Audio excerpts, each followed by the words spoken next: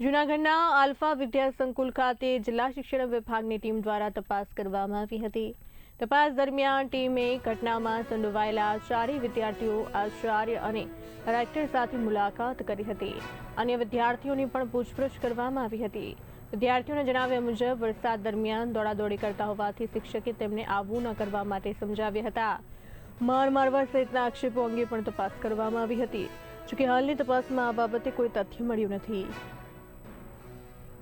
અમારી શિક્ષણની ટીમ છે એના અધિકારીશ્રીઓ ત્યાં તપાસ માટે પહોંચ્યા હતા અને ત્યાં જઈને જાતખરાઈ કરવામાં આવેલ છે।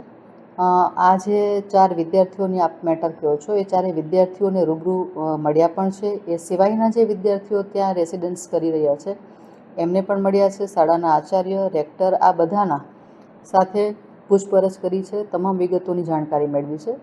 પણ આ જે ઘટના 31/7 બનેલી છે એમાં આ 4 વિદ્યાર્થીઓ એમ કહે છે કે અમને માર મારવામાં આવ્યો છે, પણ અન્ય જે બીજા વિદ્યાર્થીઓ છે એમને આ બાબતે પૂછતા કે આ બાળકોને રાત્રે સાંજે 5:30ના સમયે વરસાદ જેવો માહોલ હતો અને થોડો વરસાદ ચાલુ હોય એ સમયે લોકો લોબીમાં દોડાદોડી કરતા હતા, તો ત્યારે એમને દોડવાનું ના પાડતી અને એ માન્યા નહીં એટલે થોડું ખીજાયા હતા, પણ કોઈ મારપીટ કરી હોય એવા અન્ય કોઈ વિદ્યાર્થીઓએ જણાવ્યું નથી। આ એક વસ્તુ। અને આ સિવાયના મુદ્દાઓ પણ એમને પૂછવામાં આવ્યા તો એમના દ્વારા એ પણ જણાવ્યું કે અમને આવી કોઈ પણ મુશ્કેલી નથી, છતાં પણ એના સીસીટીવી ફૂટેજ ચકાસવાનો એ બધી જ અમે પ્રયાસ કરેલો છે। એમના આગળના 3 દિવસોના સીસીટીવી ફૂટેજ અમે ચકાસ્યા છે, પણ એમાં પણ આવી કોઈ મેટર જોવા